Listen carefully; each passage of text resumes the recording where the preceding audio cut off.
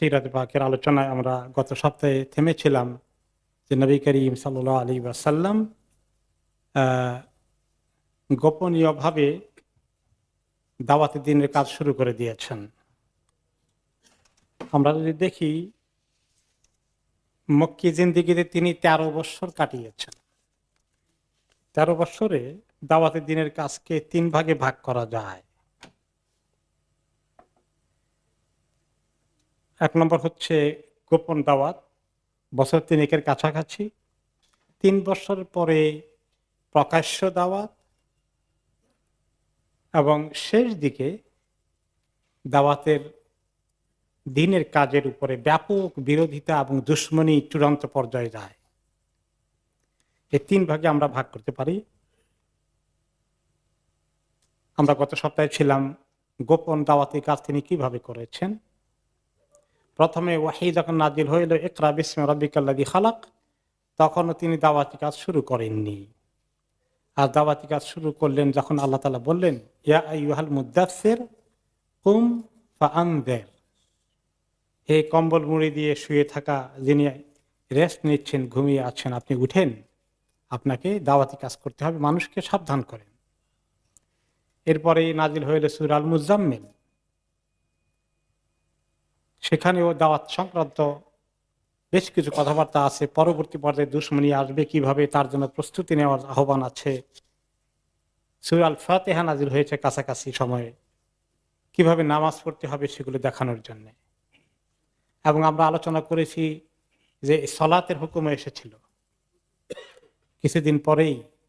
জিবরীল আলাইহিস সালাম ওনাকে ওযু শিখিয়েছেন, নামাজ শিখিয়েছেন এবং রাসূলুল্লাহ সাল্লাল্লাহু আলাইহি সাল্লাম তিনি নামাজ পড়েছেন এবং ওনাকে দেখা দেখি খাদিজা রাদিয়াল্লাহু আনহা, আলী রাদিয়াল্লাহু আনহু, আবু বকর রাদিয়াল্লাহু আনহু, যায়েদ ইবনে হারেসা রাদিয়াল্লাহু আনহু, ওনারাও যারা ইসলাম কবুল করেছেন ওনারাও নামাজ পড়া শুরু করেছেন। কিন্তু এই নামাজটা 5 ওয়াক্ত নামাজ নয়। 5 ওয়াক্ত নামাজ কখন ফরজ হয়েছে? মেরাজে যাওয়ার পর থেকে। আমরা মেরাজের আলোচনা যখন আসবে তখন আমরা সেটা ইনশাআল্লাহ বিস্তারিত শুনব। তার আগে ওনারা কি নামাজ পড়তেন? এক নম্বরে আসছে যে আল্লাহ তাআলা বলেছেন সূরা গাফিরের 55 নম্বর আয়াতে ওয়াসাব্বিহ বিহামদি রাব্বিকা বিল আশিয়্যি ওয়াল ইবকার। 5 ওয়াক্ত ফরজ নামাজ হওয়ার আগেই এই আয়াতটিতে এসেছে, হে মুহাম্মদ আপনার রবের প্রশংসা করুন সকাল এবং সন্ধ্যা। তো সকালে সন্ধ্যায় ওনারা কিছু নামাজ পড়া অভ্যাস করেছেন, প্র্যাকটিস করেছেন এবং সেই প্র্যাকটিসটা ফরজ ছিল নাকি নফল ছিল কিন্তু উৎসাহিত করা হয়েছে। এটা নিয়ে উলামায়ে কেরামের মধ্যে বিভিন্ন মতামত এসেছে।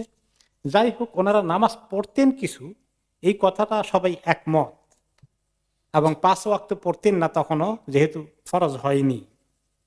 এবং এই নামাজ পড়তে গিয়ে ওনাদেরকে অনেক কষ্ট করতে হয়েছে, কারণ গোপনীয় দাওয়াত চলছে। এই মুহূর্তে দাওয়াতটাকে গোপন রাখা, নামাজকে ওনারা গোপন রেখেছেন। ঘরের মধ্যে যাদের একলা ছিলেন সেখানে পড়তেন, বাড়িতে যদি আরো কিছু সদস্য অমুসলিম থাকে ওখানে পড়তেন না। মাঝে মধ্যে জামাতে পড়ার জন্য ওনারা লুকিয়ে লুকিয়ে পড়তেন, একটু বাইরে চলে যেতেন, পাহাড়ের পাদদেশে পড়তেন যাতে কেউ না দেখে। কারণ রাসূলুল্লাহ সাল্লাল্লাহু আলাইহি সাল্লাম স্ট্র্যাটেজিক কারণে এই দাওয়াতি কাজের প্রাথমিক যুগটাকে তিনি চ্যালেঞ্জের মোকাবেলায় নিতে চাননি। যেভাবে পরবর্তী পর্যায়ে চ্যালেঞ্জ এসেছে, প্রথম ধাক্কাতেই যদি এরকম সংঘর্ষ চ্যালেঞ্জ হয়ে যায় তাহলে ইসলামের উপরে টিকে থাকার মতো এবং কোনো কাজ করার সুযোগ পাওয়া যাবে না। এই জন্য যাতে কেউ না জানে ওনারা এভাবে গোপন রেখেছেন। এবং এই গোপন রাখার অবস্থায় তিনি অনেক কাজ করেছেন। তিনি সেখানে সাহাবীদেরকে এক নম্বরে নিরাপত্তার কারণে তাদের কারো জীবন নিরাপত্তার ভিতরে না পড়ুক, কোনো কষ্টে না ওনারা না পড়ে যান। আস্তে আস্তে ইসলাম নতুন মুসলিমগুলোর মধ্যে কিছু আরো লোক ইসলামের দিকে ঢুকুক। এই 3 বছরে প্রায় 40-এর মতো লোক ইসলাম কবুল করেছেন এই গোপন অবস্থায়। তারপরে ওনারা যখন গোপনে নামাজ পড়তেন, কমপ্লিটলি নামাজটাও গোপনে পড়েছেন এবং ওনারা কোনো অবস্থাতেই টের পেতে দেননি যে ওনারা মুসলিম হয়েছেন, ইসলাম কবুল করেছেন। রাসূলুল্লাহ সাল্লাল্লাহু আলাইহি সাল্লামও দাওয়াতি কাজ ওপেনলি করেন নাই, নিজেও ওপেনলি প্র্যাকটিস করেন নাই। এভাবে ওনারা লুকিয়ে নামাজ পড়তেন। একবার কয়েকজন সাহাবী এক জায়গায় লুকিয়ে নামাজ পড়ছিলেন এবং সেখানে একজন সাদ ইবনে আবি ওয়াক্কাস রাদিয়াল্লাহু আনহু কয়েকজন সাহাবীকে নিয়ে মক্কায় পাহাড়ের চিপায় নামাজ আদায় করছিলেন। আর ওই সময় মুশরিকদের কয়েকজন তাদের কাছে আসলো, এসে দেখে তাদেরকে তাড়া করলো, এই কি করো এখানে, এগুলো আবার কি? তাড়া করতে গিয়ে সাহাবীরা তাদেরকে তাড়া করলেন। এই তাড়ার মধ্যেই সাদ ইবনে আবি ওয়াক্কাস রাদিয়াল্লাহু আনহুর আঘাতে মুশরিকদের একটা লোক আহত হয়ে গেল এবং কিছুক্ষণ পরে সে মারাও গেল। অনাকাঙ্ক্ষিত ঘটনা ঘটে গেল। কিন্তু এই ঘটনাটা সে যখন মারা গিয়েছে, এইটা ওইখানে পড়ে রয়েছে আর এটা কেউ টের পায়নি কিভাবে কেমনে মারা গেল, যার ফলে সংঘর্ষের রূপ আর নিতে পারেনি। এখন এই দাওয়াতি কাজের একটা মারকাজ ছিল। প্রথমে তো নবী করিম সাল্লাল্লাহু আলাইহি সাল্লাম উনি খুব প্ল্যান করে করে দাওয়াতি কাজ করেছেন। প্রথমে দাওয়াতি কাজের মারকাজ ছিল ওনার নিজের ঘর, খাদিজা রাদিয়াল্লাহু আনহা বিয়ের পরে যে ঘরে তাকে নিয়ে থাকতেন, এখানে সীমিত সংখ্যক সাহাবীকে তিনি তালিম দিতেন, তারবিয়ত দিতেন। কিন্তু যখন প্রায় 40-এর কাছাকাছি হয়ে যাচ্ছে, 10 জন 15 জন 20 জন, এখন তো ওনার ছোট্ট ঘরে তো জায়গা হবে না, তখন ওনারা কি করলেন, একটা ঘর ঠিক করলেন। সেই ঘরটার নাম হলো দারুল আরকাম ইবনে আবিল আরকাম। ওনার ঘরকে উনি টার্গেট করলেন এবং সেখানে ওনারা মার্কাজ বানালেন এবং এই মার্কাজের মধ্যেই ওনারা দাওয়াতি কাজ করতে থাকলেন। ওকে,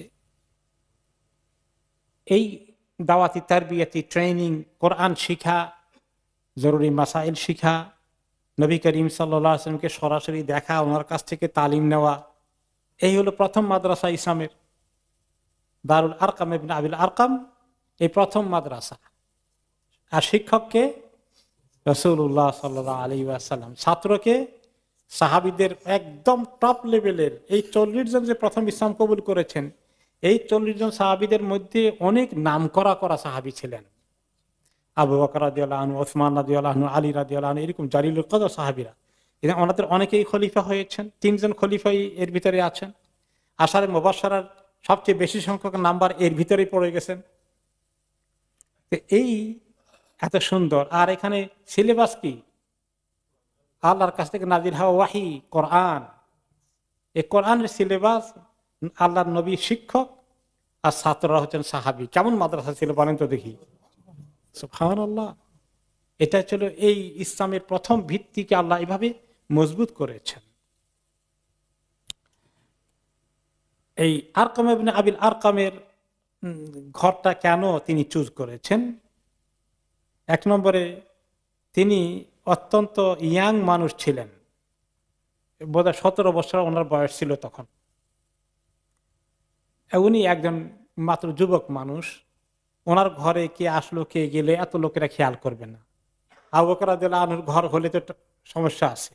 তারা জানে যে নবী মুহাম্মদ সাল্লাল্লাহু আলাইহি ওয়াসাল্লামের সঙ্গে ওনার বেশি সম্পর্ক আছে এবং উনি একজন মুরব্বী কিসিমের মানুষ, ইয়াং মানুষ, ইসলামের ব্যাপারে তার কাছে তার কোনো চ্যালেঞ্জ হতে পারে এটা তারা খেয়াল করে নাই।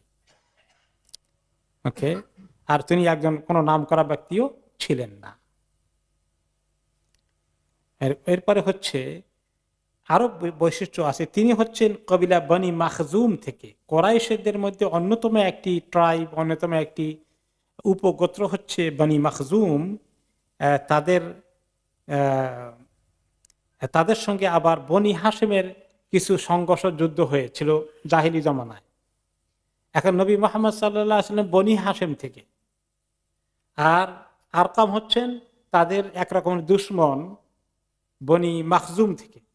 তো কাজেই এখানে মুহাম্মদ সাল্লাল্লাহু আলাইহি ওয়াসাল্লামের সঙ্গে ওনার দুশমন কবিলার একটা কোঅপারেশন হতে পারে, উনি ওখানে যেতে পারেন, এটা কারো মাইন্ডে আসবে না। নবী করিম সাল্লাল্লাহু আলাইহি ওয়াসাল্লাম কিভাবে স্ট্র্যাটেজি ঠিক করেছেন দাওয়াতি কাজের, এটা একটি অন্যতম কারণ ছিল। তিনি, ওনার বয়স কেবল ছিল 16 বছর। এত ছোট বয়সে মক্কার আবু জাহল, আবু লাহাবরা এগুলাকে ওনাকে পাত্তাই দেওয়ার কথা না। কাজে এটা তারা খোঁজ খবর রাখার চিন্তাও করেনি। ইত্যাদি কারণে তিনি এই ঘরটাকে বেছে নিয়েছিলেন। এবং সেখানে তিনি কিভাবে কাজ করেছেন, সাহাবীদেরকে তিনি চেষ্টা করেছেন যে বিভিন্ন কবিলা থেকে সাহাবীদেরকে কিভাবে নিয়ে আসা যায়। একটি গোত্র দুইটি গোত্র থেকে আনলে ওরা আবার টার্গেটের শিকার হয়ে যাবে, কারণ এই দাওয়াত তো অল্প কিছুদিন গোপন থাকবে, পরে এক সময় তো প্রকাশিত হয়ে পড়বে। তখন যেন যদি আক্রমণ করে তাহলে সব কবিলা থেকে যদি লোক থাকে, তাহলে প্রত্যেক কবিলা আবার তাদের একটা জাতীয়তা ছিল, তখন জাতীয়তাবাদ গোষ্ঠীগত একটা বিষয় ছিল।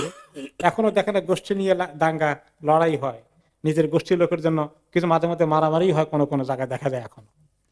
তো তারা অন্য কবিলার লোকেরা যদি এই কবিলার লোকে আক্রমণ করতে আসে, তাহলে বোঝা গেল যে এখানকার লোকেরা তাকে আশ্রয় দেবে, তাকে দুশমনের হাতে ছেড়ে দেবে না। এই সমস্ত কারণে প্রায় তিনি কুরাইশদের বড় বড় কবিলার লোকগুলো সবগুলো থেকেই তিনি কিছু কিছু করে টার্গেট করে নিয়ে এসেছিলেন এই 40 জনের ভিতরে। এরপরে তিনি একসঙ্গে মাঝে মধ্যে বসেছেন, কিন্তু তিনি তাদেরকে নিয়ে ওসরার ব্যবস্থা করেছেন। 2 জন 3 জন 4 জনকে নিয়ে গ্রুপ বানিয়ে দিয়েছেন, স্টাডি সার্কেলের গ্রুপের মতো। সবাইকে একসঙ্গে সবসময় রাখেন নাই। তারা নিজেরা বসে যে ভালো পড়তে পারে কোরআন শরীফ, অন্যদেরকে কিভাবে শিখাবে, এরকম করে করে তাদেরকে বসে বসে মাঝে মধ্যে ভাগ করে দিয়েছেন। যেখান থেকে এখনো তারা ইসলামের কাজ করে, তারা বিভিন্ন ইউনিট বিভিন্ন এই লেভেলে তারা বসেন। এই আইডিয়াটি কিন্তু একটা সুন্নতি আইডিয়া, নবী করিম সাল্লাল্লাহু আলাইহি ওয়াসাল্লামের দাওয়াতি কাজ থেকে এটা এসেছে। এবং সাহাবীদের মধ্যে কেউ কেউ যখনই ওনারা ইসলাম কবুল করেছেন, কাজকর্ম করা ওপেনলি সময় পেতেন না, তো কিছু গরিব সাহাবীর সঙ্গে ধনী সাহাবীকে জুড়ে দিয়েছেন, যাতে করে তাদের ভিতরে কোঅপারেশন হয় এবং একজন দুর্বলকে বা গরিবকে ধনী বা যিনি শক্তিশালী আছেন তিনি যাতে করে তাকে হেল্প করতে পারেন। এভাবে করে তিনি ওসরা ভিত্তিক দাওয়াতি কাজ করেছেন। এভাবে চলল প্রায়। এখানে মেইনলি কোন কোন বিষয়ে দাওয়াতি কাজের বিষয় টপিক কি ছিল, তখনও বিভিন্ন মাসাইল এত শিখার দরকার হয় নাই, কারণ ইসলামের অনেক কিছু, রোজার হুকুমও আসে নাই, নামাজের হুকুমও আসে নাই, 5 ওয়াক্ত ফরজ নামাজের, জাস্ট এমনি সামান্য সকাল সন্ধ্যার কিছু নামাজ। এরপরে এখানে সুদ, অর্থনীতি, সমাজনীতি, জাকাত, এইগুলো কোনোটারই আলোচনা নাই। মেইনলি কোরআন আর আকীদা মজবুত, ঈমান, তাওহীদ, রিসালাত, আখিরাত, এই ঈমানি এই তারবিয়াত হয়েছে। এবং আমলি জিন্দেগিতে আল্লাহর সঙ্গে সম্পর্ক, আখিরাতের ব্যাপারটা তাদের মন মগজে ঢুকিয়ে দেওয়া এবং তাদের আমল, আখলাক, চরিত্র, ব্যক্তিগত আমলি জিন্দেগি, এগুলোর দিকে ফোকাস করা হয়েছে, যেটা ইসলামের কাজের জন্য যারা ইসলামের কাজ করবে, দায়ী আল্লাহ হবে, তাদের এই কাজগুলোর গুরুত্ব অপরিসীম। নিজের আমলি জিন্দেগি গঠন করা, নিজের ভিতরে কোনো ধরনের দ্বিমুখী আচরণ যেন না হয়, ইখলাস যেন বেশি করে সৃষ্টি হয়ে যায়, আখিরাতমুখী চিন্তা যেন থাকে, দুনিয়াবী চিন্তাতে যেন তাদেরকে পেয়ে না বসে, এভাবে করে তিনি সেই তারবিয়তের কাজ সেখানে করেছেন। এই সময় যে সূরাগুলো নাযিল হয় সেগুলোর বৈশিষ্ট্য ছিল কি? তাওহীদ, রিসালাত, আখিরাত। এবং আয়াতগুলো ছিল ছোট ছোট, যাতে কঠিন না হয়ে যায়, মুখস্থ করতে ইজি হয়ে যায়। এই জন্য আপনি দেখবেন যে সবগুলো আয়াতই শেষ পাড়ার দিকে, বিশেষ করে যেগুলো মাক্কি জিন্দেগিতে নাযিল হয়েছে, ছোট ছোট আয়াত। আর আরব দেশে কবিতার প্রভাব ছিল, এই জন্য প্রথম আয়াতগুলো কবিতার মতো ছন্দে ছন্দে মিলানো। আলহাকুমুত তাকাসুর হাত্তা যুরতুমুল মাকাবির, মিলছে কিনা? কাল্লা সাউফা তা'লামুন সুম্মা কাল্লা সাউফা তা'লামুন, এভাবে করে মিলছে। সূরা ফাতিহা, ওয়ান অফ দ্য আর্লিয়েস্ট সূরা, সেখানে মিল আছে। আলহামদুলিল্লাহি রাব্বিল আলামিন আর রহমানির রহিম মালিকি ইয়াউমিদ্দিন ইয়াকা না'বুদু ওয়া ইয়াকা নাস্তাঈন, সবগুলা এভাবে মানে যেন সুরে সুরে মিলে এরকম করে নাজিল হয়েছে। আল্লাহর পরিচয় বেশি করে তুলে ধরা, তাওহীদের কথা, কারণ শিরকে ভর্তি হয়ে আছে সমাজটা। আগে তাওহীদ মন মগজে ঢুকাতে হবে, তারপরে এই নবীর কথা, আল্লাহ নবী পাঠিয়েছেন, সেই নবীকে মনে প্রাণে বিশ্বাস করা এবং তার অনুসরণে তার প্রত্যেকটি কথাকে গ্রহণ করার এই মানসিকতা তৈরি করা, তাওহীদের পাশাপাশি রিসালাত, এরপরে আখিরাতমুখী করা, এই তিনটি বিষয় ছিল মক্কি সূরার মেইন পার্ট, এবং যেগুলো তাদের আমলি জিন্দেগিতে বিশাল পরিবর্তন নিয়ে এসেছে। এইভাবে করতে করতে প্রায় বছর তিনেক পার হয়ে গেল। এখন এর মধ্যে তাদের কাছে কিছু খবর গিয়েছে কিনা আবু জাহাল আবু লাহাবের কাছে, যে কিছু একটা চলতেছে মুহাম্মদ সাল্লাল্লাহু আলাইহি সাল্লাম এবং তার লাইনে কিছু লোক মোটামুটি তারা ওনারা 40 জনের মতো নড়াচড়া করেন, পরিবর্তন হয়েছে, কিছু না কিছু কি তারা টের পায় নাই, টের পেয়েছে। পেয়েও তারা ওই দেখলাম এক জায়গায় নামাজ পড়তে গিয়ে সেখানে একটা ঘটনা ঘটে গেল, কিন্তু এছাড়াও তারা টের পেয়েছে যে কিছু একটা বোধহয় হচ্ছে, কি হচ্ছে পুরো বুঝতে পারছে না। কারণ রাসূলুল্লাহ সাল্লাল্লাহু আলাইহি ওয়াসাল্লাম গোপন রেখেছেন, কয়জন ইসলাম কবুল করছে তাও তারা জানে না, কোথায় বসে তাও তারা জানে না, কিন্তু কিছু একটা নড়াচড়া টের পায়। তো এখন টের পাইলেও তারা মনে করেছে যে এর আগেও যেমন আমরা শুনেছিলাম সিরাতে পাকের আলোচনার প্রথম দিকে, উমাইয়া ইবনে আবি সালত, কস ইবনে সাঈদা, আমর ইবনে নুফাইল, এই সমস্ত কিছু তৌহিদবাদী লোক ছিলেন নবী করিম সাল্লাল্লাহু আলাইহি সাল্লামের আগে আরব সমাজে। তারা মাঝে মধ্যে তৌহিদের প্রচার করত, বিভিন্ন মেলায় গিয়ে কস ইবনে সাঈদা বক্তৃতা করেছে, তাই না? আপনারা শুনেছেন এখানে, যে সেখানে বলছে যে দেখো এক আল্লাহ আছেন, তার দিকে আসো। তো ওনারা তার নবী না, কিন্তু ওনারা নবী ইব্রাহিম আলাইহিস সালামের কাছ থেকে পাওয়া সামান্য তৌহিদকে ধরে রেখেছিলেন হানিফ হিসাবে, এখানে সেখানে সুযোগ মতো কথা বলেছেন। তারা হয়তো মনে করেছে এইরকমই বোধহয় মোহাম্মদ কিছু একটা ওই লাইনের, এটা এত বড় চ্যালেঞ্জ না। তার সাথে যদি আবু বকর এরকম 2-4 জন নড়াচড়াও করে, এটাও তারা মনে করে নেই যে এমন ইসলাম নামে কিছু একটা বিরাট কিছু ঘটতে যাচ্ছে। এটাকে তারা তবে অপেক্ষায় আছে, যদি বেশি কিছু ঘটে তাহলে তারা কি করবে। এই অবস্থায় প্রায় 3টি বছর অতিক্রম হলো, এবং ইতিমধ্যেই এই 40 জন বা তার কাছাকাছি মানুষের মধ্যে একটা বড় জামাত সৃষ্টি হয়ে গেছে। এরকম হতে হতে এখন আল্লাহ তাআলা এবার আয়াত নাজিল করে দিলেন যে মোটামুটি গ্রাউন্ড একরকম তৈরি হয়েছে, প্রাথমিক কাজের ভিত্তিপ্রস্তর স্থাপিত হয়েছে, এখন আসল কাজ করতে হবে। তো আসল কাজ করতে সারা দুনিয়া একসঙ্গে নয়, আগে মুহাম্মদ সাল্লাল্লাহু আলাইহি ওয়াসাল্লাম নিজের কবিলা ও এবং আশেপাশের কবিলাগুলো, জ্ঞাতি গোষ্ঠী আত্মীয়তা সম্পর্ক যেখানে আছে সেখানে আগে উনি এই কাজ শুরু করে দিলেন। তখন আল্লাহ তাআলা নাজিল করলেন ওয়ানযির আশীরাতাকাল আকরাবিন। এই প্রথম আয়াত নাজিল হয়ে গেল, ওয়ানযির আশীরাতাকাল আকরাবিন। অর্থ কি? যে আপনার যারা ঘনিষ্ঠ আত্মীয় স্বজন রয়েছে, আপনার জ্ঞাতি গোষ্ঠী যারা আছে, বংশ বনিয়াদের ভিতরে যারা পড়ে, এদেরকে আপনি দাওয়াত দেওয়া শুরু করেন, এদেরকে সতর্ক করা শুরু করেন। ওয়াকফিদ জানাহাকা লিমান ইত্তাবাকা মিনাল মুমিনিন। আর মুমিনদের মধ্যে যারা অলরেডি ইতিমধ্যে আপনার অনুসরণ করেছে, তাদের জন্য আপনি নিজেকে নম্র করুন, তাদের সঙ্গে আপনি ভালো আচার ব্যবহার করুন, তাদেরকে আপনি মায়া মহব্বত দিয়ে তাদের সঙ্গে সম্পর্ক বজায় রাখুন। সূরা শুআরার 214-215 এই আয়াত নাজিল হলো, বিশেষ করে 214, ও আনযির আশীরাতাকাল আকরাবিন। আপনার নিকটস্থ আত্মীয় স্বজন জ্ঞাতি গোষ্ঠীর লোকদেরকে আপনি দাওয়াত দিন। এই দাওয়াত তিনি প্রকাশ্যভাবে দেওয়ার আগে এখানে তিনি 2 ভাগে ভাগ করলেন। এক ভাগে একদম নিজের বনি হাশেমের লোকজনকে, আবার তিনি পরবর্তী পর্যায়ে কুরাইশদের অন্যান্যদেরকেও ডাকলেন। এই বিষয়ে যে হাদিস এসেছে সেটা হচ্ছে যে রাসূলুল্লাহ সাল্লাল্লাহু আলাইহি ওয়াসাল্লাম সর্বপ্রথম বনি হাশেমকে ডাকলেন। বনি হাশেম হলো ওনার নিজের গোষ্ঠী, সেখানে আব্দুল মুত্তালিবের গোষ্ঠীর মধ্যে যারা আছে, আবু তালেব থেকে শুরু করে ওনাদের সবাইকে ডাকলেন।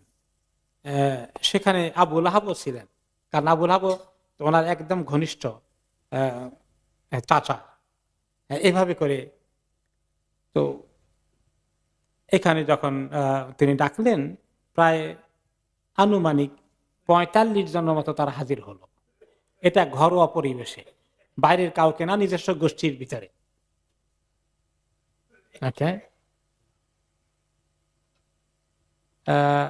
নবী করিম সাল্লাল্লাহু আলাইহি ওয়াসাল্লাম যখন একটু দাওয়াতি লাইনে কথা বললেন যে আল্লাহ তাআলা ওনাকে নবুয়ত দিয়ে পাঠিয়েছেন, লা ইলাহা ইল্লাল্লাহ বলার জন্য, তিনি তাদেরকে আহ্বান জানালেন শিরককে ছেড়ে দেওয়ার জন্য।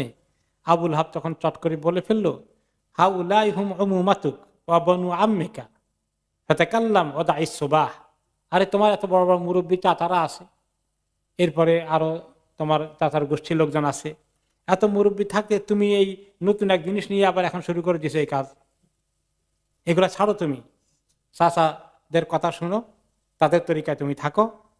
ওয়ালাম আন্নাহু লাইসা লিকাউমিকা বিল আরবি কাতিবাতান তাকা ওয়া আনা আহাক্কু মিন আখদিকা ফাহাসবুকা বনু আবিক ওয়া ইন আকামতা আলা মা আনতা আলাইহি ফাহুয়া আইসার আলাইহিম মিন আন ইয়াসুব্বা বিকা বুতুনা কুরাইশ ওয়া তামুদ্দুহুমুল আরব।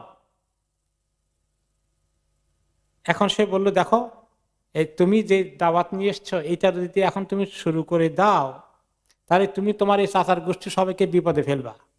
এত আরবদের সঙ্গে যুদ্ধ করার মতো এই সমস্ত আরবদের শিরকের কালচারের বিরুদ্ধে তুমি এসে নতুন করে যে আহ্বান জানাবা, এটা সবাই খেপে যাবে এবং সবাই একযোগে এই আমাদের গোষ্ঠীকে আক্রমণ করবে এবং হামলার শিকার বানাবে। কাজেই এইগুলা না করা তোমাদের ঠিক হবে না, তুমি এগুলো ছেড়ে দাও। তুমি এই সমস্ত কথাবার্তা আর বলো না, বন্ধ করো এগুলো।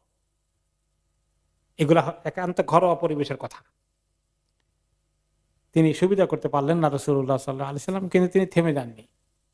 ওনার ভিতরে কাজ করছে যে আল্লাহ তাআলা তো বলে দিয়েছেন ওয়া আনদির আশিরাতাকাল আকরাবিন। কি করা যায়? আবার ডাকলেন আরেকবার। ডাকার পরে এবার আরেকটু কায়দা করে তিনি একদম খুতবার আকারে কথা বললেন। আলহামদুলিল্লাহ আহমাদুহু ওয়া আস্তাঈনুহু ওয়া উমিনু বিহি ওয়া তাওয়াক্কালু আলাইহি ওয়া আশহাদু আল্লা ইলাহা ইল্লাল্লাহু ওয়াহদাহু লা শারীকা লাহু। এরপরে বললেন ইন্নার রাঈদা লা ইয়াকযিবু আহলাহ, যে ব্যক্তিকে আল্লাহ তাআলা কোনো কিছুর দায়িত্বশীল করেন, কোনো পরিবারের দায়িত্ব দেন বা কোনো গরু ছাগলের রাখালগিরি করার দায়িত্ব দেন, যে কোনো দায়িত্বশীল করেন, তার উচিত তার দায়িত্বের আন্ডারে যারা আছে তাদেরকে সতর্ক করা, তাদেরকে ছেড়ে না দেওয়া, তাদের ব্যাপারে দায়িত্ব পালন করা। ওয়াল্লাহি লা ইলাহা ইল্লাহু ইন্নী রাসূলুল্লাহি ইলাইকুম খাসাতান। আল্লাহর কসম করে বলি, আমি সত্য কথা বলতে বাধ্য যে আপনারা আমার খাস লোক, একান্ত আপন গোষ্ঠী।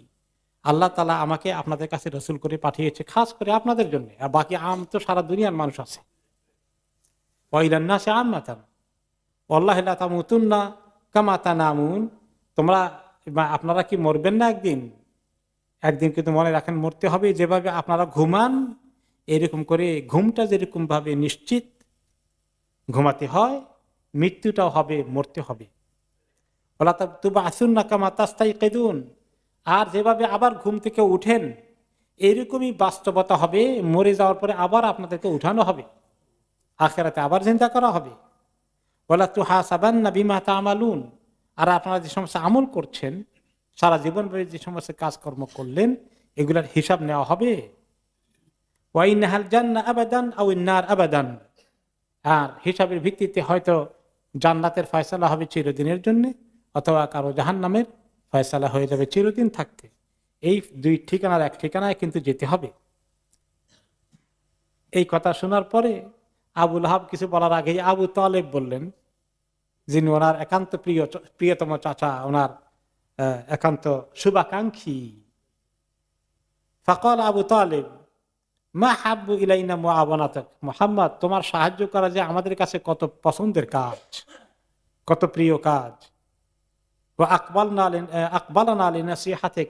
তোমার যে কোনো উপদেশ, যে কোনো ভালো কথা আমাদের কাছে কত গ্রহণযোগ্য, এই ব্যাপারে তো কোনো কোয়েশ্চেন থাকতে পারে না। ওয়া আশাদু তাসদীকানা লিহাদিসিক। তোমার প্রত্যেকটি কথাই যে সত্য, এই ব্যাপারে আমাদের চেয়ে কে বেশি বুঝে। তো এগুলো সব ঠিক সত্ত্বেও ভাতিজা, হাউলাই বনু আবিকা মুস্তামিউন। এই যে এখন তোমার কিছু চাচা সবাই জমায়েত হয়েছে, আমি তো তাদেরই একজন, তাদের সঙ্গে আমাকে উঠা বসা করতে, তাদেরকে নিয়ে চলতে হয়। ওয়া ইন্নামা আনা আহাদুম গায়রা আন্নী আসরাহুম ইলা মা তুহিব। আমি তো তাদের সঙ্গে চলতে হয়, তাদেরকে বাদ দিয়ে তো কিছু করতে পারি না, তাদের বিরুদ্ধেও যেতে পারি না। যদিও আমি তুমি যেটা চাও সেটা করতে আমার কতই না মনে চায়। ফাম দেলে মা উমিরতা বিহি। ঠিক আছে ভাতিজা, এরা না শুনলেও আর আমিও তাদের সঙ্গে এখন এই সংঘর্ষে না গিয়ে, যেহেতু আমাকে তাদের সঙ্গে থাকতে হয়, আমাকে বাদ দাও দিয়ে, কিন্তু তুমি তোমার কাজ চালিয়ে যাও। তোমার ভালো কাজ তুমি কন্টিনিউ করো, যে কাজের হুকুম তোমাকে করেছে তোমার প্রভু, কাজ চালিয়ে যাও। আল্লাহর কসম, আমি তোমাকে চতুর্দিক থেকে সাহায্য করব, তোমার জন্য আমি তোমাকে যাতে ক্ষতি না করতে পারে আমি সেই জন্য আমি চেষ্টা চালাবো। গায়রা আনা নাফসি লা তুতাইউনি আলা ফিরাকি দীন আব্দুল মুত্তালিব, কিন্তু আব্দুল মুত্তালিবের ধর্মটা ছাড়তে আমি পারছি না। এই যে সবাইকে নিয়ে ওই দিনের মধ্যে আসি, এই জন্য আমি পারছি না, কিন্তু তোমার জন্য যা করা লাগে আমি করব। এখন আবু লাহাবের রিয়াকশন কি হয় এই কথা শুনে? ফাকাল আবু লাহাব হাদিহি ওয়াল্লাহি আস-সাওআহ, আবু লাহাব এটা রিজেক্ট করলেন আবু তালেবের এই অ্যাপ্রোচ, বলেন যে একটা খারাপ পদ্ধতি নিয়ে আসলে, দেখো তো এটা একটা কোনো কথা হইলো? তিনি মুরব্বী হিসাবে তার এখনই থামানো দরকার ছিল। হ্যাঁ, তিনি আরো তাকে উল্টো আরো উৎসাহিত করলেন। খুদ আলাইয়াদাইহি ক্বাবলা আন ইয়াখুযা গায়রাকুম, আমি আবু তালেবের সঙ্গে একমত না, এখন একে থামাইতে হবে ভাতিজাকে মুহাম্মদকে। তা আমরা না থামাইলে অন্যরা চড়াও হবে, সেও আক্রমণের শিকার হবে, আমরাও আক্রমণের শিকার হব। আবু তালেব তখন আবার মন্তব্য করলেন আবু লাহাবের, আল্লাহি লা নামনাহু মা বাকিনা, শোনো আবু লাহাব, আমার কথা হলো এই, যতক্ষণ পর্যন্ত বেঁচে আছি ততক্ষণ পর্যন্ত আমি আমার ভাতিজাকে সাহায্য করব। এখন এই হলো পারিবারিক পরিবেশে, ঘরোয়া পরিবেশে, আপন গোষ্ঠীর মধ্যে দাওয়া। এবারে গোষ্ঠীতে আরো বড় কোরাইশের যত বুতুন আছে, যত আরো প্যাট আছে, বাতন মানে প্যাট, কোরাইশের প্যাট ভাগ হয়েছে না, আরো উপগোষ্ঠী উপকবিলা হয়েছে, এদেরকে নিয়ে সবাইকে ডাকার জন্যে তিনি কি করলেন, হ্যাঁ, সাফা পাহাড়ে উঠলেন। উঠে, যে সাফাতে আমরা এখন এই কি করতে যাই, সাই করতে যাই, কোন কোন রেওয়ায়েতের জাবালে আবি কোবাইস এসেছে। ওই পাহাড় একটাই, ধরেন না খুব বেশি উঁচু পাহাড় না, টিলার মতো আর কি, তো এখানে একটু উঁচু ছিল, ওখানে একটু উঁচু ছিল, তো কোনোটার নাম আবু কোবাইস, কোনোটার নাম সাফা, পাশাপাশি, তো কাজেই একই এলাকা আপনি বলতে পারেন।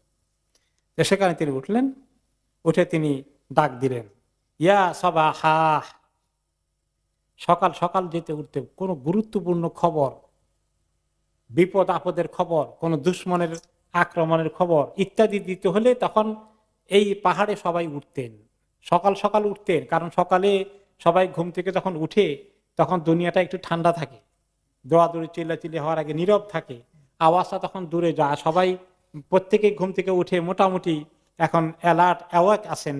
এখন কেউ দুপুর বেলা হলে কেউ কাইলুলা করতে গেল, বিকেল বেলা হলে কেউ আবার ছাগল চড়াইতে বাইরে চলে গেল, কিন্তু এখন সবাই আসে। এই সময়টা সবাই বেছে নিত কোনো গুরুত্বপূর্ণ খবর দিতে হলে, তিনিও বেছে নিলেন এই টাইমকে, এবং তিনি বললেন, এই সকাল সবাই তোমরা এদিকে আসো, সকালের জরুরি খবর আছে। তিনি কবিরাজি করে নাম ধরে ধরে ডাকলেন, তিনি ডাকলেন ইয়া বনি ফেহের, ইয়া বনি আদি, এভাবে করে বনি উমাইয়া, প্রত্যেকটি কবিলাকে ডাকলেন, সবাই আসো সবাই এসো, অত্যন্ত জরুরি খবর আছে। সবাই যখন জমা হয়ে গেল, এমনকি কেউ কেউ যে নিজে আসতে পারেনি তাদের কবিলার থেকে, বা ঘরের যিনি কর্তা তিনি আসতে পারেননি, তার কাজের ছেলে হলে কেউ পাঠিয়েছেন, এই শুনে আর জরুরি কি খবর আছে, যে অসুস্থ সে আসতে পারেনি, তার পক্ষ থেকে কাউকে পাঠিয়েছে, সবাই আসলো। আবু লাহাব আসলো, কোরাইশের সমস্ত কবিরা লোকেরা আসলো।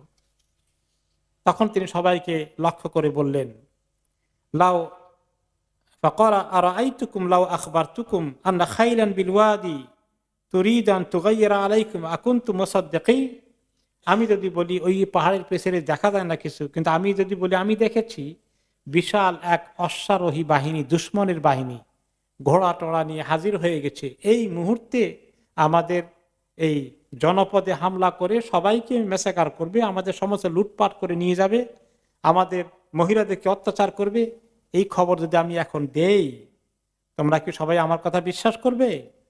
কালু নাম, তারা বলেন অবশ্যই বিশ্বাস করব। মা জাররাবনা আলাইকা ইল্লা সিদকা, এই পর্যন্ত তোমার ব্যাপারে কোনো খবর আমরা মিথ্যা পাইনি, যা কিছু কোনোদিন বলেছ সব সত্য বলেছ, কাজে আজকেও তুমি সত্য বলবা, এটাই আমাদের বিশ্বাস। এই কথা সার্টিফিকেট নিলেন তিনি প্রকাশ্য দাওয়াতের এই দ্বিতীয় পর্যায়ে, যেটা আম দাওয়াত, প্রকাশ্য ওপেন ফিল্ডে। তারপরে তিনি বললেন ফাইন্নী নাযীরুল লাকুম বাইনা ইয়াদাই আযাবিন শাদীদ, আমি আপনাদেরকে সাবধান করছি যে আপনাদের সামনে আল্লাহ তাআলা এক বিরাট খবর দিয়ে আমাকে পাঠিয়েছেন যে যদি এই শিরক ছেড়ে না দিয়ে, শিরক না ছেড়ে এবং আল্লাহর কাছে না এসে এক আল্লাহর ইবাদত আমরা না করি, তাহলে আল্লাহর আযাবে সবাই হালাক হয়ে যাবে, ধ্বংস হয়ে যাব, এবং আখিরাতে আমাদের জন্য আল্লাহর কাছে আর কিছুই থাকবে না, আমরা ক্ষতিগ্রস্ত হয়ে যাব। এই এক আল্লাহর খবর দিতে এসেছি। সমস্ত মূর্তিগুলো এগুলো মিছা, এগুলো কোনো মাবুদ হওয়ার উপযুক্ত কিছুই না। এক আল্লাহর ইবাদত করতে হবে, তার জন্যই তিনি আমাদেরকে সৃষ্টি করেছেন। সে খবর দিয়ে আল্লাহ তাআলা আমাকে রিসালাতের দায়িত্ব দিয়ে পাঠিয়েছেন, এই বিশ্বাসের দিকে আপনাদেরকে ডাকছি। তারপর তিনি এই যখন বললেন, বলার সঙ্গে সঙ্গে আবু লাহাব টের পেয়ে গেল।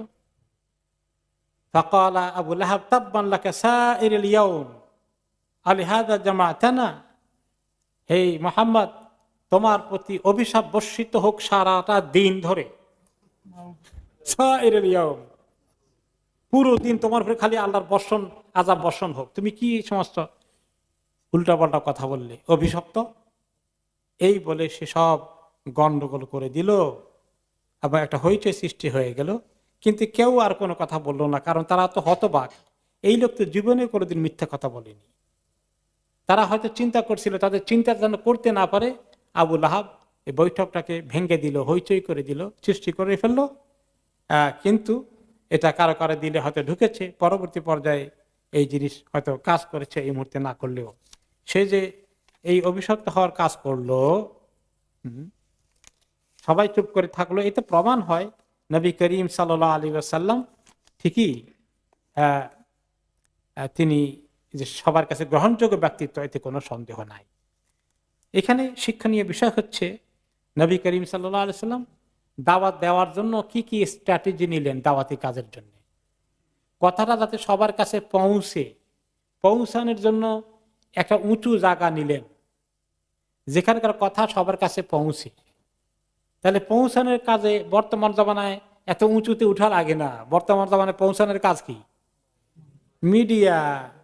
মিডিয়ার মধ্যে মাইক আছে, মিডিয়ার মধ্যে একটু মঞ্চ আছে, স্টেজ বানায়, উঁচু জায়গা। আবার মিডিয়া এখন হলো মোবাইল ফোন আছে, বিভিন্ন রকমের ফেসবুক থেকে শুরু করে ইউটিউব, সোশ্যাল মিডিয়া, এরপরে ইন্টারনেট, এরপরে পত্র পত্রিকা, রেডিও, টেলিভিশন, এসব কিছু কিন্তু ওই সময় ছিল না বিদায় যেটা ছিল তিনি সেটার সর্বোচ্চ ব্যবহার করেছেন। 2 নম্বর হচ্ছে যে তিনি নিজের আপন লোকদেরকে, জ্ঞাতি গোষ্ঠীকে ডেকেছেন। ওই যে প্রথমে তার ঘরে, পরে আবার সাফায় উঠে। এখানে আমরা একটা জিনিস শিখি, দাওয়াতি কাজের জন্য আগে কোন দিকে বেশি নজর দিতে হবে? নিজেদের ঘরের দিকে। নিজেদের ঘরের পরে গোষ্ঠীর দিকে যাইতে হবে। ওইখানে আপনার একটা প্রভাব আছে, আপনার দায়িত্ব বেশি আছে। কু আনফুসাকুম ওয়া আহলিকুম নারা। আমাদের মধ্যে অনেকে দাওয়াতি কাজ করে, বাইরে বাইরে দাওয়াতি কাজ করে, ঘরের মধ্যে সুবিধা নাই। ঘরের মধ্যে দাওয়াতি কাজ করতে ভালো লাগে না, বাইরে করতে খুব ভালো লাগে। এরকম আছে কিনা আমাদের মধ্যে? আমরা আছি। তাহলে নবী করিম সাল্লাল্লাহু আলাইহি ওয়াসাল্লাম সুন্নতি দাওয়াতি তরিকা কোনটা? যে আগে নিজেদের মধ্যে দাওয়াতি কাজ করতে হবে, নিজেদের মধ্যে তারবিয়াত দিতে হবে, তার পাশাপাশি আমরা বাইরে দাওয়াতি কাজ করব। তাহলে এভাবে নবী করিম সাল্লাল্লাহু আলাইহি ওয়াসাল্লাম দাওয়াতি কাজের জন্য একটা সুন্দর স্ট্র্যাটেজি নিলেন। যদিও তিনি জানেন যে এখানে শুধুমাত্র ওনার বংশের জন্য ওনাকে পাঠানো হয় নাই, আল্লাহ তাআলা ওনাকে পাঠিয়েছেন সারা পৃথিবীর জন্য। ওমা আরসালনাকা ইল্লা রাহমাতাল লিল আলামিন। এরপরে আল্লাহ তাআলা কাছে তিনি এই দাওয়াতি কাজ করলেন, করার পরে এখানে থেমে গেলেন না। এরপরে আস্তে আস্তে তিনি সুযোগ নিতে থাকলেন। মক্কার বাইরে থেকে যদি লোকজন আসে, কোরাইশ বংশগুলোর উপগোত্রের বাইরে লোকেরা আসলে তাদেরকেও তিনি অ্যাপ্রোচ করেন।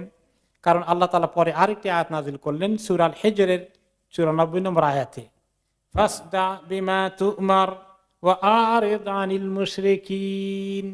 হে নবী, আপনি দাওয়াতি কাজকে ছড়িয়ে দেন। সদা অর্থ হচ্ছে আপনি একটা গ্লাস যদি হাতে নেন, এই গ্লাসটা, এটাকে আপনি ওয়ালের মধ্যে মারেন জোরে, কি হবে? এটা ছড়িয়ে যাবে, ছোট ছোট কণা হয় চতুর্দিকে ছড়িয়ে যাবে। ফাসদা এমন একটা পাওয়ারফুল ওয়ার্ড আল্লাহ তাআলা ব্যবহার করছেন। এই দাওয়াতকে ছড়িয়ে ছিটিয়ে দিন, জোরে সোরে আপনি দাওয়াতি কাজ করতে থাকুন।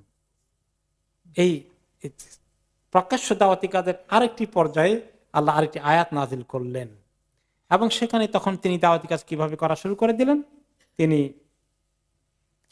বিভিন্ন ভাবে তাদেরকে এক নম্বরে তাওহীদের দিকে ডাকলেন। তাওহীদের দিকে ডাকতে হলে এই লাত, মানত, হবল, উজ্জা এগুলোর কোনো ক্ষমতা নাই, কোনো শক্তি নাই। এগুলোর দাওয়াত তিনি বেশি বেশি করে বারে বারে দিয়েছেন। হ্যাঁ, এগুলার তারপরে তাদেরকে তিনি আল্লাহর ইবাদতের দিকে ডেকেছেন। আল্লাহ তাআলা বললেন যে ওনাকে হিম্মত দিচ্ছেন এই সূরা আল হিজরের মধ্যে আরো, যে ফাসদা বিমা তুমার, যে বিষয়ে আপনাকে হুকুম করা হয়েছে দাওয়াতি কাজ আপনি করতে থাকেন, ছড়িয়ে দিন এই কাজকে, আপনি জোরে সোরে করেন। ওয়া আরিদ আনিল মুশরিকিন, মুশরিকদের থেকে আপনি নিজেকে মুখ ফিরিয়ে নেন, তারা বাধা দেয়, আবু লাহাব আপনাকে থামায় ইত্যাদি, শোনার দরকার নাই, আপনি জোরে সোরে কাজ চালিয়ে যান। ইন্না কাফাইনাকাল মুস্তাহজিইন, অচিরেই তারা আপনাকে উপহাস করবে, বিদ্রুপ করবে, আপনার বিরুদ্ধে দুশমনি শুরু করে দিবে। আমি এগুলার দায়িত্ব নিচ্ছি, আপনার হেফাজতের দায়িত্ব আছে, আপনি কাজ করে যান। আল্লাযীনা ইয়াজআলুনা মা আল্লাহি ইলাহান আখার ফাসাউফা ইয়ালামুন, যারা আল্লাহর সঙ্গে অন্য কোনো মাবুদ জোগাড় করে নিয়েছে, শিরক বানিয়ে নিয়েছে, শরীক বানিয়ে নিয়েছে, তারা অচিরেই টের পাবে, জানতে পারবে, বুঝতে পারবে কি ভুল তারা করছে। ওয়ালাকাদ না'লামু আন্নাকা ইয়াদিকু সাদরুকা বিমা ইয়াকুলুন, আমি জানি যে আপনার দিলে খুব কষ্ট লাগে, তারা কি কি কথা আপনার বিরুদ্ধে বলে, আপনার বিরুদ্ধে বিভিন্ন প্রপাগান্ডা চালিয়েছে। এখন তিনি দাওয়াতি কাজের প্রচার করেন, আর তারা প্রচার করে কি ওনার কুৎসা, ওনার বিরুদ্ধে অপপ্রচার, মিথ্যা প্রচারে যারা লেগে গেল। উনি দাওয়াত দিচ্ছেন ইসলামের দিকে, তারা এখন ওনার বিরুদ্ধে কুৎসা রচনা, বিভিন্ন কল্পকাহিনী জোগাড় করে ওনার বিরুদ্ধে শুরু করে দিল। তারা বাইরে যাওয়ার আগে সর্বপ্রথম তারা আসলো আবু তালেবের কাছে, আবার আবু তালেবকে আবার ধরলো আবু জাহাল, আবু লাহাব এসে, এবং তাদের বড় বড় লিডারগুলো এসে বললো, ইয়া আবু তালেব, ইন্না ইবনা আখিয়া কাদ সাব্বা আলিহাতানা ওয়া আবাদিনানা ওয়া সাফা আহলামানা। আবু তালেব, আপনি তো জানেন এই আপনার ভাতিজা আমাদের মাবুদগুলোকে গালিগালাজ করে। উনি তো গালিগালাজ করেন না, উনি বলেন যে এগুলো তো কোনো কিছু করার শক্তি নাই, এরা তোমাদের কথাও শুনতে পায় না, হ্যাঁ, তোমাদের কোনো দরখাস্ত কবুল করতে পারে না, তাদের হাতে ভালো মন্দের কোনো ক্ষমতা নাই, এই কথা বলে। এখন গালিগালাজ হয়ে গেছে এটা। ওকে, ও আবা দিন আনা, আমাদের দিনের ব্যাপারে কুৎসা রটনা করে, আমাদের দিনের ব্যাপারে রিলিজিয়াস হেট্রেড ছড়িয়ে দেয়, ধর্মীয় বিদ্বেষ সৃষ্টি করছে। ওয়াসাফা আহলামানা, আর আমাদের যা পূর্বপুরুষ যারা মুরব্বীরা ছিলেন, এত জ্ঞানী গুণী লোকেরা যারা মূর্তি পূজা করে গেলেন, তাদেরকে সবাইকে এখন উনি বেকুব মনে করছে। তার মানে যেন কিছুই বুঝে নাই, সে অনেক কিছু বুঝে ফেলেছে। কত বড় বেয়াদবি! ওয়াদাল্লালা আবা আনা, আমাদের বাপ দাদা সবাই গোমরাহ ছিল, সেই কথা বলতে চায়। ফা ইম্মা আন তাকুফাহু আন্না ওয়া ইম্মা আন তুখাল্লিয়া বাইনানা ওয়া বাইনাহু। এখন আবু তালেব আপনার খুশি, হয় আপনি তাকে থামান, না হলে আপনি তার থেকে হাত সরাইয়ে নেন, আমাদের মধ্যে ছেড়ে দেন, আমরা তাকে কিভাবে সাহায্য করতে হয় সেই ব্যবস্থা করি। দুইটার একটা আপনাকে করতে হবে। ফা ইন্নাকা আলা মিসলি মা নাহনু আলাইহি বিন খিলাফি, আমরা তো জানি আপনিও তো তার এটার কবুল করেন নাই, তো আপনি আমাদের সঙ্গ দিচ্ছেন না কেন? ফাকাল লাহু আবু তালেব কাওলান রাকিকান, আবু তালেব শেষ পর্যন্ত দেখলো যে কোন সঙ্গে বুঝাই শুনে, আচ্ছা ঠিক আছে ভাতিজারা, আমি কথাবার্তা বলবো, তোমরা এটা নিয়ে বেশি ইস্যু করো না, বুঝে সুঝাই দিয়ে কোন রকম তাদেরকে বিদায় করে দিলেন।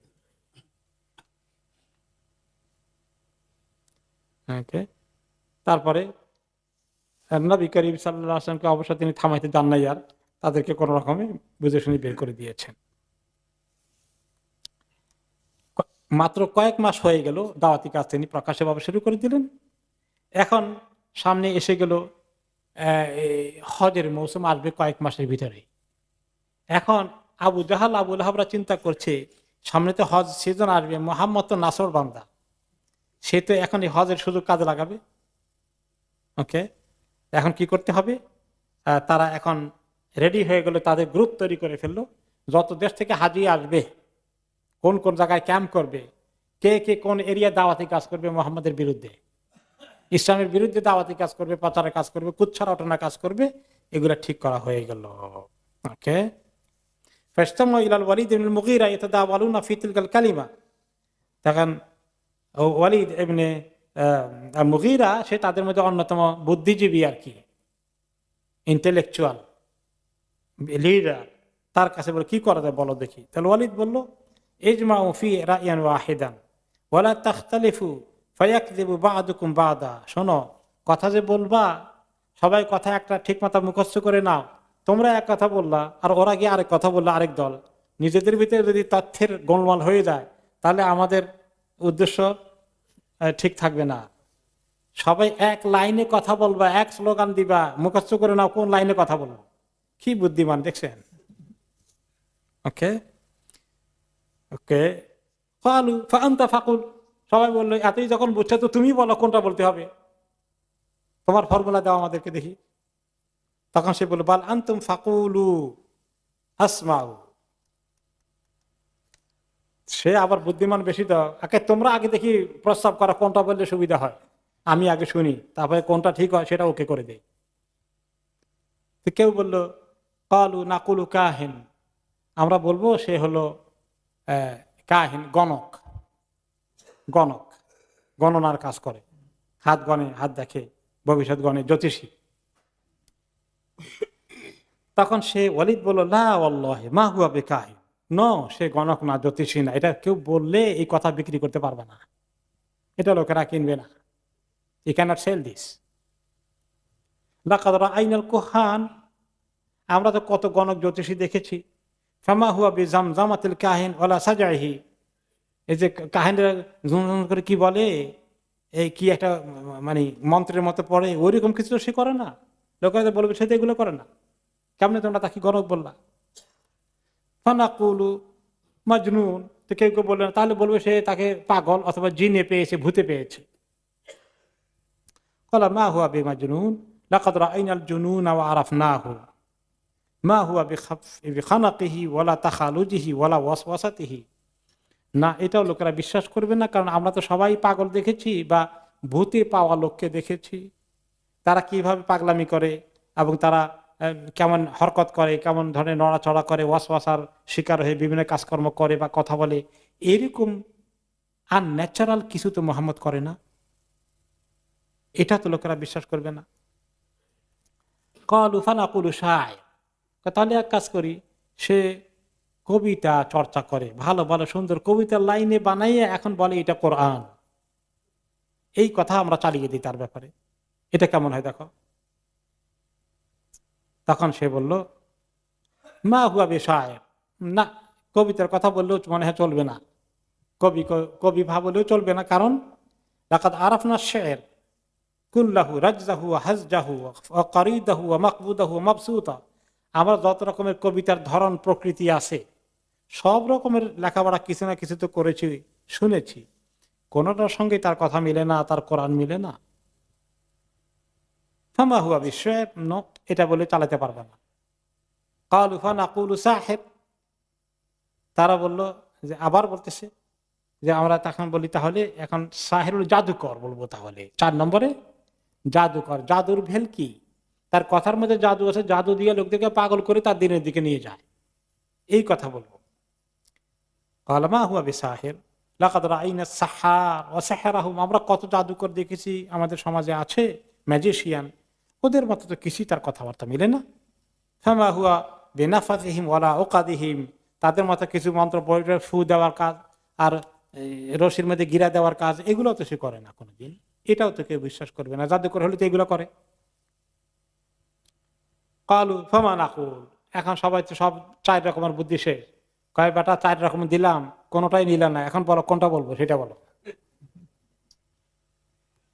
ক্বালা আল্লাহি ইন্না লিকাউলিহি হালাওয়া, সে বলে তার কথার মধ্যে একটা যে সুন্দর মিষ্টি ভাব আছে, তার কথার মধ্যে যে মাধুর্য আছে, ওয়াইন আসলাহু রাযক ওয়াইন ফারআহু লাজানাহ ওয়ামা আনতুম বিকাইলিনা মিন হাদা শাইআন ইল্লা আরাফা আন্নাহু বাতিল ইল্লা উরিফা আন্নাহু বাতিল। তার কথার মধ্যে তার চরিত্রের মধ্যে, তার প্রত্যেকটি জিনিসের মধ্যে যে এত সুন্দর আকর্ষণ আছে, তোমরা এই চারটা যেটাই বলবা লোকেরা বলবে একটা বাজে কথা বলছো, খামাকা তাকে তহমত দিচ্ছ, তার বিরুদ্ধে অপপ্রচার করছো, ধরা পড়ে যাবা। ওয়া ইন্না আকরাবাল কাউলি ফিহি লিআন তাকুলু সাহির। তবে আমি বুঝছি আমার কাছে 5 নম্বর কিছু নাই, এখন তোমাদের 4 নম্বর, এই চারটা থেকে একটা নিতে হবে। তো নিতে হলে আমার মনে হয় কোন রকমের মন্দের ভালো সাহেব, জাদুকর, এইটা বলে চালানো যায় কিনা শেষ পর্যন্ত দেখো। এর বাইরে আর কিছু ফর্মুলা পাওয়া গেল না।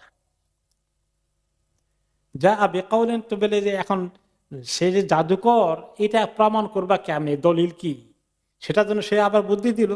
বলবা যে সেহরুন ইফারিকু বাইনাল মারই ওয়া আবিহি, এই যে তাফরিক করে, পরিবারের সম্পর্ক নষ্ট করে দেয়। সেহেরের অরিজিনাল একটা জিনিস আছে, আরবরা জানতো, যেটা আল্লাহ তাআলা সূরা আল বাকারায় বলেছেন, মা ইফারিকু বিহি বাইনাল মারই ওয়া যাওজিহি।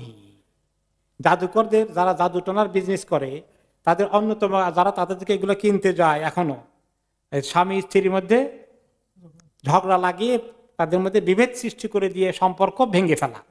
এটা কোনো সময় স্ত্রী স্বামীর মধ্যে করে, ভাই ভাইয়ের মধ্যে করে দেয়, বাপ বেটা করতে পারে, চাচা ভাতিজার মধ্যে করে দিতে পারে।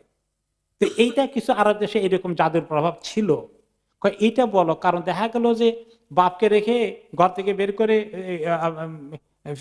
বা ছেলেকে নিয়ে আসছে, বাপের সঙ্গে এখন ছেলের বনে না, কারণ এই ছেলে এখন তৌহিদে বিশ্বাসী, বাপ হলো মূর্তির ইবাদত করে, এই পার্থক্য করে দিয়েছে। এইটা বললে হয়তো বাইনাল মারই ওয়া আখিহি, ভাই ভাইয়ের মধ্যে, বাইনাল মারই ওয়া যাওজাতিহি, স্বামী স্ত্রীর মধ্যে, বাইনাল মারই ওয়া আশিরাতিহি, একটা ব্যক্তি এবং তার পরিবার এবং তার গোষ্ঠীর মধ্যে দিয়ে তাকে আলাদা করে নিয়ে গেছে। এইটা বলতে পারো জাদুর প্রভাবে এইটা করেছে। তখন সবাই মনে হলো যে ঠিকই আছে, আমরা এখন হজের মৌসুমে যে যেখান থেকে আসে সবার কাছে আমরা এই কথা প্রচার করব, আমাদের সমাজে একটা জাদুকর আছে, তার কাছে যেও না, তার কথা শুনলে কিন্তু তোমাদের মধ্যে অ্যাকশন রিয়াকশন তাসির হয়ে যাবে, আসর হয়ে যাবে, খবরদার। ফাতাফাররাকু আনহু বিযালিক, এই কথা তার একমত হয়ে গেল। এভাবে করে তারপরে কোন কোন রিওয়ায়েতে আসছে যে এই চারটা শোনার পরে ওয়ালিদ প্রথম দিনেই কিছু না বলে বলল যে আমারে একটু গবেষণা করতে দাও, একটু মোরাকাবা করি, কতক্ষণ ধ্যান ট্যান করে এসে আমার মাইন্ডে যেটা ফিক্স করে সেটা তোমাদেরকে বলবো। এরপরে সে অনেক ফেকের টেকের করে কয়েকদিন পরে এসে সে বলল, হ্যাঁ ওই 4 নম্বরটাই ঠিক, জাদুকর। সেই কথাটা আল্লাহ তাআলা অনেক সূরাতে, সূরা মুদ্দাসসিরের 11 নম্বর থেকে আল্লাহ ওই কথা, ওয়ালিদের কথা উল্লেখ করে বলেছেন, আয়াত নাযিল করেছিলেন। আল্লাহ তাআলা সংক্ষিপ্ত আকারে বললেন, ইন্নাহু ফাক্কারা ওয়া কাদ্দার ফাকুতিলা কাইফা কাদ্দার সুম্মা কুতিলা কাইফা কাদ্দার, যে সেই ব্যক্তি, ওই লোকটি চিন্তা করতে শুরু করলো আর ঠিক করা শুরু করলো যে কোনটা বলা যায়, কোনটা ঠিক করা যায়, চিন্তা করতে শুরু করে দিল। আল্লাহ তাকে হালাক করুক, কিভাবে সে একটা কথা অ্যাগ্রি করলো বা একমত হয়ে বেরিয়ে আসলো, আল্লাহ তাকে আবার কতল করুক, কোন একটা খারাপ জিনিসকে সে ঠিক করে বাইর করলো। সুম্মা নাদারা, সে আবার সময় নিল। সুম্মা আবাসা বাসারা, তারপরে সে নিজেকে অনেক চিন্তা ভাবনা করে তার চেহারাকে উল্টোপাল্টা করে কত রকমের হাত বাড়া, ওয়াস্তাক বাড়া, সে পেছনে গেল, তাকাব্বর করলো, করে টোরে ইত্যাদি লম্পঝম্প করে বেশি কিছু তো পেল না, শেষ পর্যন্ত আবিষ্কার করলো ইন হাদা ইল্লা সিহরুন ইউসার, ইন হাদা ইল্লা কাউলুল বাশার, যে এগুলা কিছু না, এই কোরআন ওয়াহি এগুলো কিছু না, এইগুলো একটা জাদু মাত্র, যে জাদু খুব আসর করে, যে জাদু খুব এফেক্ট করে, এগুলা মানুষের কথা ছাড়া আল্লাহর কোনো কালাম এখানে নাই। এই কথা শেষ পর্যন্ত সে ছড়িয়ে দিল এবং হজের সময় তাই তারা বলা শুরু করে দিল। এবং আরো যে বাজারগুলো ছিল বা মেলাগুলো বসতো আরব দেশে, জিল মাজাজ, ওকাদ, মিজান্না ইত্যাদি মেলাগুলোতে নবী করিম সাল্লাল্লাহু আলাইহি ওয়াসাল্লাম যখন যেতেন, তার পিছনে পিছনে আবুল আহাব যেত। তিনি কতক্ষণ লোকদেরকে বুঝাই যেতেন, চলে গেলে পিছন দিয়ে আবুল আহাব বলতো, লা তুতিউ ফাইন্নাহু সাবিউন কাযাব, এর কথা তোমরা কোনো কথা শোনো না, এই একটি সাবে মানে আমাদের দিন থেকে বেরিয়ে গেছে, বেদিন হয়ে গেছে। সাবে মানে বেদিন হয়ে যাওয়া, মোরতাদ হয়ে যাওয়া, কাযাব মিথ্যাবাদী, তোমরা এর কোনো কথা শুনো না। এইভাবে করে নবী করিম সাল্লাল্লাহু আলাইহি ওয়াসাল্লাম বিরুদ্ধে সে অপপ্রচারে লেগে গেল। এখন তাদের যে তারা কোন কোন বিষয় নিয়ে নবী করিম সাল্লাল্লাহু আলাইহি ওয়াসাল্লামের বিষয়গুলোকে মানতে তারা অস্বীকার করেছে, আপত্তি করেছে, সেগুলোর কোন কোন জিনিস তিনি তাদেরকে শোধরানোর চেষ্টা করেছেন। এক নম্বরে হচ্ছে তাওহীদের ব্যাপারে। তিনি কিসের দাওয়াত দিচ্ছেন? তাওহীদের দাওয়াত দিচ্ছেন। এক আল্লাহ সৃষ্টিকর্তা, এক আল্লাহ মাবুদ, কোনো মাবুদের আর কোনো ভূমিকা নাই। এসে কথা আল্লাহ তাআলা নিজে কোরআনে পাকে অনেক জায়গায় বলেছেন। সূরা লোকমানের 25 নম্বর আয়াতে, ওয়ালা ইন সাআলতাহুম মান খালাকাস সামাওয়াতি ওয়াল আরদা লা ইয়াকুলুনাল্লাহ কুলিল হামদুলিল্লাহি বাল আকসারুহুম লা ইয়ালামুন। আপনি তাদেরকে যদি জিজ্ঞেস করেন আকাশগুলোকে এবং জমিনকে কে সৃষ্টি করেছে, তারা অবশ্যই বলবে কে সৃষ্টি করেছেন? আল্লাহ। তো এই কথা জানার পরে হে নবী, আপনি তাদের মাবুদের আর কোনো ভিত্তি থাকে? এই কথা তারা যখন বলে, আপনি এখন বলেন আলহামদুলিল্লাহ, বলছো তো আল্লাহ ছাড়া কেউ সৃষ্টি করে নাই, খালাস, আপনার কথা যে সত্য দলিল তারাই দিয়ে দিয়েছে, তারাই স্বীকার করেছে। হ্যাঁ, বাল আকসারুহুম লা ইয়ালামুন, যদিও তারা অধিকাংশ জানে না যে এই মাবুদ এর মোকাবিলায় তাদের মাবুদগুলোর কোনো ভিত্তি নেই। এখন তো তাহলে তোমরা এগুলোর ইবাদত কেন করো, সে কথা আপনি জিজ্ঞেস করেন। আলা লিল্লাহিদ দীনুল খালিস ওয়াল্লাযীনা ইত্তাখাযু মিন দুনিহি আউলিয়া মা না'বুদুহুম ইল্লা লিয়ুকাররিবুনা ইলাল্লাহি যুলফা। তা আল্লাহর জন্য তো একমাত্র দিন, পিওর খাঁটি আল্লাহকেও মানলাম আর বিভিন্ন মাবুদেও স্বীকার করলাম, এটা হয় না। খালেস ভাবে আল্লাহর জন্য করতে হবে। যারা আল্লাহ ছাড়া অন্যদেরকে মাবুদ গ্রহণ করেছে, তাদের বিভিন্ন বিষয়ে তাদেরকে হেল্প করবে, উপকার করবে মনে করেছে, তাদেরকে জিজ্ঞাসা করলে তারা বলে এদের আসলে সরাসরি কোনো ক্ষমতা নাই, আমরা বুঝি, তবে লিয়ুকাররিবুনা ইলাল্লাহি যুলফা, তারা আল্লাহ তাআলার কিছু কাছে আমাদেরকে নিয়ে যাবে, পৌঁছাই দেবে যে আল্লাহ এই বেচারাকে একটু একটু হেল্প করেন, এই সুপারিশটা করে দিবে, এর দূর পর্যন্ত। এখন আমাদের দেশের লোকেরা অলিয়া উলিয়াদের মাজারে যায়, বলে যে উনি সরাসরি না করলেও ওনার উসিলা, ওনার মাধ্যমে হ্যাঁ আল্লাহ তাআলা আমার হেল্প করবেন। এটাও দেখেন এই সেম তরিকা। তাহলে এই তাওহীদের ব্যাপারে তাদের আপত্তি ছিল যে এত মাবুদ না, এত মাবুদ কেন, সব ছেড়ে দিতে হবে, এক মাবুদ কেন? আজালাল আলিহাতা ইলাহান ওয়াহিদা ইন্না হাযা লাশাইউন উজাব, সমস্ত মাবুদকে ফেলে দিয়ে একমাত্র এক মাবুদ ধরে নিতে হবে, এটা আশ্চর্য বিষয়, এটা কখনো মেনে নেওয়া যেতে পারে না।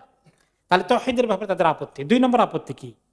কুফরুহুম বিল আখিরাহ, আখিরাতে আবার জীবন আছে এটা অনেকেই বিশ্বাস করতো না।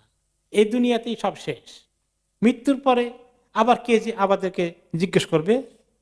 وقالوا إن هي إلا حياتنا الدنيا وما نحن بمبعوثين। তারা বলতো এই দুনিয়ার জীবনটাই আমাদের একমাত্র জীবন, কোনোদিন আমাদেরকে উত্থান হতে হবে, আবার আখিরাতে উঠতে হবে, হিসাব দিতে হবে, এগুলো কোনো ভিত্তি নাই। وقال الذين كفروا هل ندلكم على رجل ينبئكم إذا مزقتم كل ممزق إنكم لفي خلق جديد।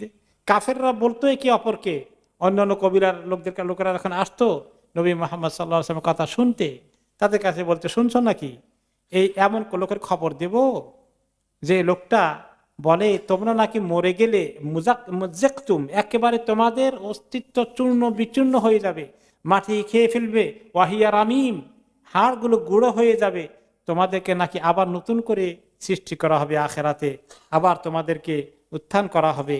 তাহলে এটাও তারা অবিশ্বাস করত। এই হলো 2 নম্বর জিনিস, আখিরাতে কিয়ামতের দিন, হাসরের ময়দান, এগুলা তারা বিশ্বাস করে না। 2 নম্বর আপত্তি। 3 নম্বর আপত্তি হচ্ছে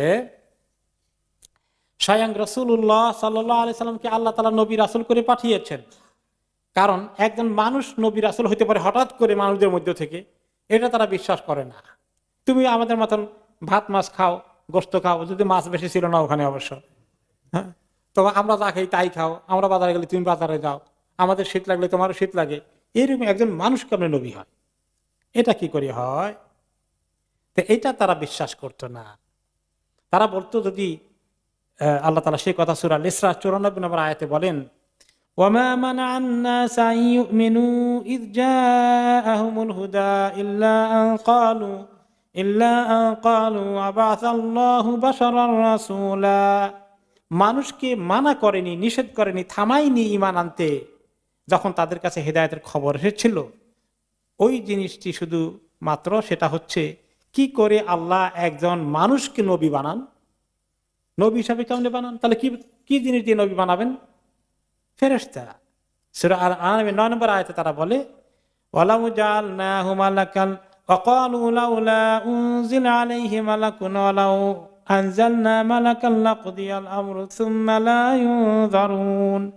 সূরা আনআমের 8 নম্বর আয়াতে আল্লাহ তাআলা বলেন, বা তারা বলতো, আল্লাহ যদি একজন ফেরেশতাকে পাঠাতেন আর এই বিষয়গুলো বলতো, ফেরেশতা এসে যে উনি নবী, এই শোনো উনি নবী, অথবা ফেরেশতাকে নবী রাসূল করে পাঠাতেন, এইরকম তারা আবদার করেছে। আল্লাহ তাআলা বলেন, ফেরেশতা যদি এসে বলে দেখো আমি ফেরেশতা, উনি নবী মুহাম্মদ, এরকম খবর যদি পাঠানো হয় আর সঙ্গে সঙ্গে তারা যদি ঈমান না আনে, তাহলে কি হবে? লাকুদিয়াল আমরু সুম্মা লা ইউনজারুন, সঙ্গে সঙ্গে তাদেরকে হালাক করে দেওয়া হবে আর একটুও সময় দেওয়া হবে না। এই রহমতের জন্যই আল্লাহ পাঠালেন না, নতুবা পাঠাই দেখাতেন তাদেরকে। ওয়ালাউ জাআলনাহু মালাকান লাজাআলনাহু রাজুলা ওয়ালা লাবাসনা আলাইহিম মা ইয়ালসুন। আমরা আবার যখন বলছিল ফেরেশতা কেন নবী হয় না, আমি যদি ফেরেশতাকে নবী করে পাঠাতাম তাহলে ফেরেশতাকে মানুষের সূরতে পাঠানো লাগতো, একজন পুরুষ করে পাঠানো লাগতো, এবং তাকে এভাবে কাপড় চোপড় পরতে, খাওয়া দাওয়া তাদের মতো করা লাগতো। নয়তো তারা বলতো আপনি তো ফেরেশতা, আপনি কি বুঝবেন দুনিয়ার খোঁজ খবর, কত সমস্যা আমাদের হয়, এগুলো আপনার খাওয়া লাগে না, কিছু লাগে না, তাহলে শুধু মানুষ করে আবার ফেরেশতারে পাঠানো লাগে, তো লাভ হইতো। এটাও তারা গ্রহণ করতো না। এরপরে তারা ওনাকে ওই জন্য মাজনুন বলল, শায়ের বলল, ইত্যাদি বলল। আর 4 নম্বর আপত্তি ছিল যে এই কোরআন ঠিক না, কোরআনটা সহি না, গালাত, এটা ম্যান মেড, এটা আল্লাহ নাজিল করেননি, এটা সে কবিতা আকারে বানায় আর কবিতার মতো করে ছেড়ে দেয়, বলে আল্লাহর কোরআন। ওয়ামা আল্লামনাহু শি'রা মা ইয়ানবাগি লাহু ইন হুয়া ইল্লা যিকরুন ওয়া কুরআনুম মুবিন। সূরা ইয়াসিনে আল্লাহ তাআলা বলেন, আমি তাকে কখনো কবিতা শিখাইনি এবং তার জন্য এটা কখনো উচিত নয় যে কবিতা চর্চা করবে। এটি হচ্ছে আল্লাহর পক্ষ থেকে নাজিল হওয়া কোরআন, যিকির স্মরণ করিয়ে দেওয়া এবং সুন্দর সুস্পষ্ট কোরআন আল্লাহর পক্ষ থেকে এসেছে। ওমা হুয়া বিকাউলি শায়ের কালিলাম মা তুমিনুন। এটা কি কোনো কবিতার কথা, কবির কথা? তোমরা অল্পই বিশ্বাস করতে চাও। ওয়ালা বিকাউলি কাহিন কালিলাম মা তাযাক্কারুন। এটা কোনো গণকের, জ্যোতিষীর কথাও তো নয়, তোমরা অল্পই শিক্ষা গ্রহণ করতে চাও। তানজিলুম মির রাব্বিল আলামিন। এটি হচ্ছে আল্লাহ রাব্বুল আলামিনের কাছ থেকে নাজিল হওয়া ওয়াহি, কোরআন। এইভাবে করে আল্লাহ তাআলা তাদেরকে যে প্রত্যেকটি কথারই উত্তর দিয়ে দিয়েছে। যে আপত্তিগুলো ছিল, তাওহীদের আপত্তি করলো তারা, তারপরে আর কিছু আপত্তি করলো, আখিরাতের আপত্তি করলো, 3 নম্বরে আপত্তি করলো রাসূল নবী মানুষ কেমনে হয়, 4 নম্বরে আপত্তি কোরআন ওনার নিজের মন গড়া জিনিস, এটা আল্লাহ নাজিল করা নয়। এগুলা ছড়িয়ে দিল সব জায়গায়, যাতে করে কেউ নবী করিম সাল্লাল্লাহু আলাইহি ওয়াসাল্লামকে বিশ্বাস না করে, মিডিয়ার মাধ্যমে মিথ্যা কথা প্রচার করে দেওয়া। তাহলে আজকের মিডিয়া কি করে? ইসলামের পক্ষে লেখে না ইসলামের বিরুদ্ধে? হ্যাঁ, একই জিনিস। তখনকার মিডিয়া যেটা ছিল সেটাও তারা ব্যবহার করেছে, এখনকার জাহেলি সমাজও ইসলামকে ঠেকানোর জন্য এই মিডিয়াকে ব্যবহার করে। এরপরে এখন মিডিয়াকে ছড়িয়ে দিয়ে থামানো যায় না।